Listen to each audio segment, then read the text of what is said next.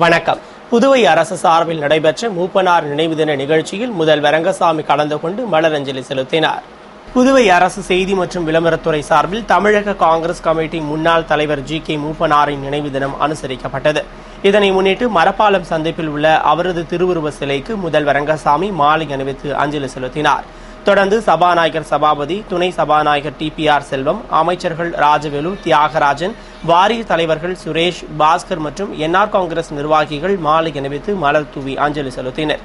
அதேபோன்று காங்கிரஸ் சார்பில் எதிர்க்கட்சித் தலைவர் வைத்திலிங்கம், மாநில காங்கிரஸ் தலைவர் ஏ.வி. சுப்பிரமணியன் ஆகியோர் தலைமையில் முன்னாள் அமைச்சர் நமச்சிவாயம், நிர்வாகிகள் பாலாஜி, நீலகங்காதரன், சிவக்கொழுந்து, விநாயகமூர்த்தி உள்ளிட்டோர் மூப்பனாரின் சிலைக்கு மாலை அணிவித்து மரியாதை செலுத்தினர்.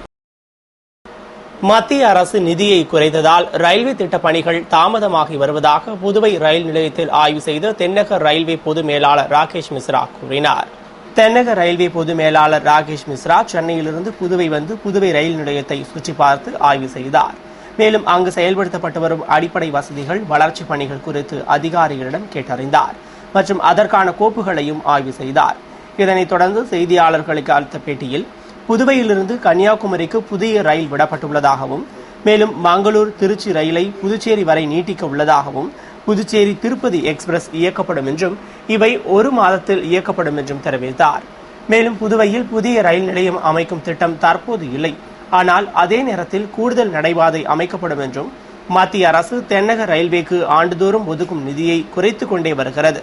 கடந்த 3 ஆண்டுகளுக்கு முன்பு ரயில்வே கட்டுமான பணிகளுக்கு 1150 கோடி ரூபாய் ஒதுக்கிய அரசு இந்த ஆண்டு 550 கோடி ரூபாய் மட்டுமே ஒதுக்கியுள்ளது.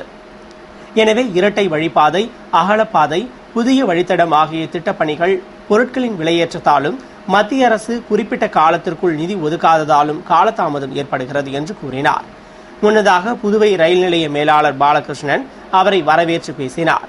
ஆய்வின் போது திருச்சி கோட்ட மேலாளர் மஞ்சுளா ரங்கநாதன் மற்றும் அதிகாரிகள் உடனிருந்தனர்.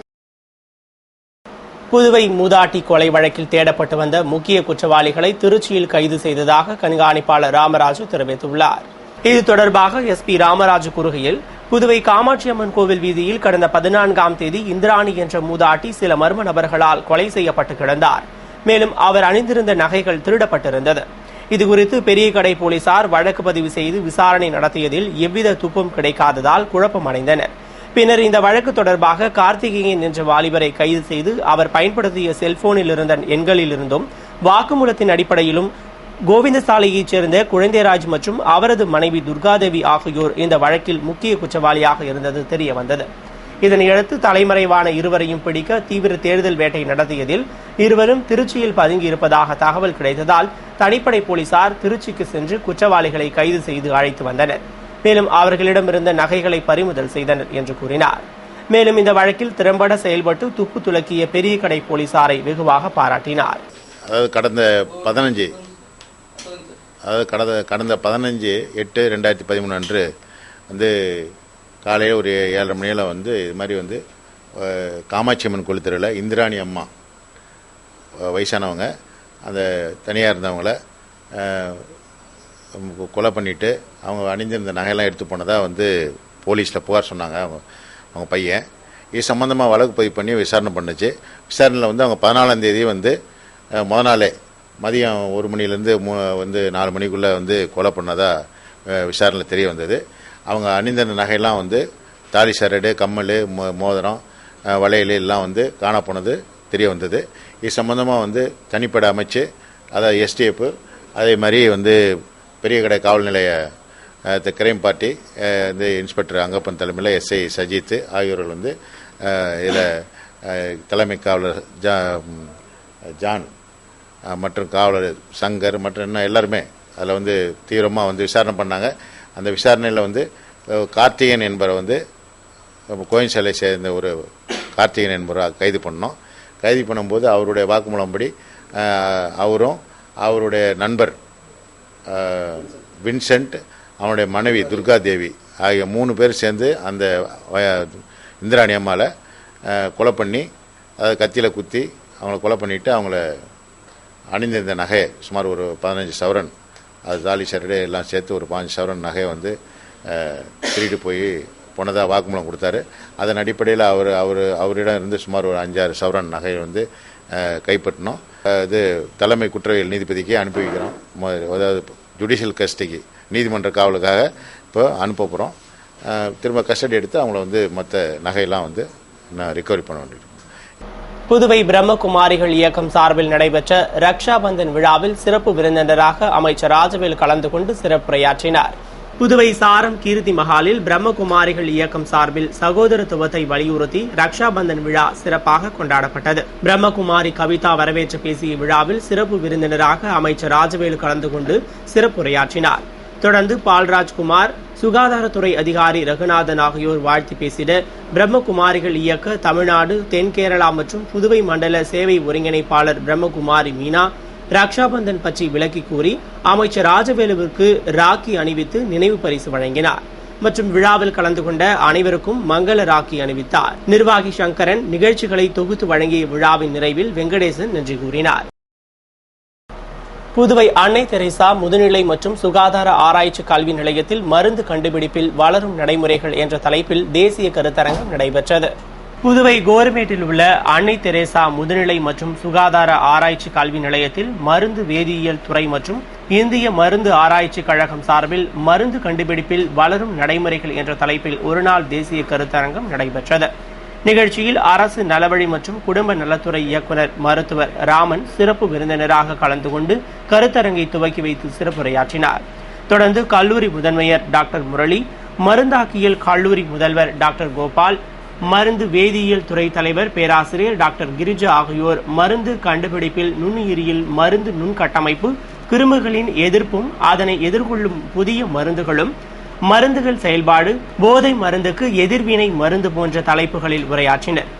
கருத்தரங்கில் நாட்டின் பல்வேறு பகுதிகளில் இருந்து 450க்கும் மேற்பட்ட அறிஞர்கள், பல்கலைக்கழகங்கள், மருத்துவ அறிவியல் கல்லூரிகள், மத்திய அரசின் ஆராய்ச்சி நிறுவனங்கள், மருந்து தயாரிப்பு நிறுவனங்களின் வல்லுநர்கள், ஆராய்ச்சியாளர்கள், மாணவர்கள் ஆகியோர் பங்கேற்றனர். புதுவை காங்கிரஸ் கட்சி அலுவலகத்தில் தமிழக முன்னாள் காங்கிரஸ் தலைவர் ஜி.கே. மூப்பனார் நினைவு தினம் அனுசரிக்கப்பட்டது. புதுவை காங்கிரஸ் கட்சி அலுவலகத்தில் தமிழக முன்னாள் காங்கிரஸ் தலைவர் ஜி.கே. மூப்பனாரின் நினைவு தினம் அனுசரிக்கப்பட்டது. இதனை முன்னிட்டு அலங்கரிக்கப்பட்ட மூப்பனாரின் திருவுருவப் படத்திற்கு மாநில காங்கிரஸ் தலைவர் ஏ.வி. சுப்பிரமணியன் தலைமையில் எதிர்க்கட்சித் தலைவர் வைத்திலிங்கம், முன்னாள் முதல்வர் ராமச்சந்திரன், தமிழக காங்கிரஸ் பிரமுகர் கோபண்ணா, முன்னாள் அமைச்சர்கள் பெத்தபெருமாள், ஷாஜகான், பொதுச் செயலாளர் ஏ.கே.டி. ஆறுமுகம், முன்னாள் சட்டமன்ற உறுப்பினர்கள் பாலாஜி, நீலகங்காதரன், துணைத் தலைவர் தேவராஜ் உள்ளிட்ட நிர்வாகிகள் மலர் தூவி அஞ்சலி செலுத்தினர். தொடர்ந்து மாநில தலைவர் ஏ.வி. சுப்பிரமணியன் பேசுகையில், காங்கிரஸ் கட்சியில் பதவிகளை மாநில தலைவர் என்ற அடிப்படையில் தான் அளிப்பதில்லை என்றும், இங்குள்ள அனைத்து தலைவர்களையும் கலந்து பேசிய பின்னரே பதவிகள் அளிக்கப்படுகிறது. அதோடு அன்னை சோனியாவின் ஒப்புதல் பெற்ற பிறகே பதவியை வழங்குகிறோம். எனவே பதவியில் இருப்பவர்களை விமர்சனம் செய்வது அன்னை சோனியா காந்தியை விமர்சனம் செய்வது போன்றதாகும். எனவே தொடர்ந்து என்னை விமர்சனம் செய்வதை நிறுத்திக் கொள்ள வேண்டும்.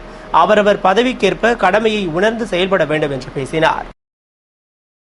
புதுவை சட்டசபை செயலாளர் கலால் வரித்துறை துணை ஆணையர் பதவியில் நீடிக்கக்கூடாது என்று சென்னை உயர்நீதிமன்றம் உத்தரவிட்டுள்ளது. புதுவை சட்டசபை செயலர் அன்பழகனுக்கு கடந்த 10 ஆண்டுகளுக்கு முன்பு கலால் வரித்துறையின் துணை ஆணையர் பதவி கூடுதல் பொறுப்பாக அளிக்கப்பட்டது.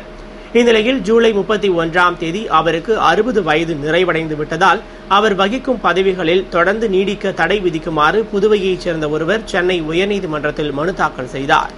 அதனை விசாரித்த சென்னை உயர்நீதிமன்றம், புதுவையில் 60 வயதிற்கு மேல் யாருக்கும் பதவி நீட்டிப்பு வழங்க முடியாது.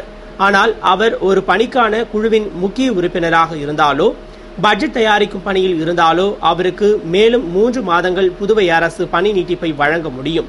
இந்த சூழ்நிலையில் அவர் கலால் வரித்துறையின் துணை ஆணையர் பதவியில் நீட்டிக்க கூடாது என்று சென்னை உயர்நீதிமன்றம் உத்தரவிட்டது. இதனையடுத்து கலால் துறை துணை ஆணையர் பதவிக்கு 3 வாரங்களில் வேறு அதிகாரி நியமிக்கப்படுவார் என்று புதுவை அரசு தெரிவித்துள்ளது.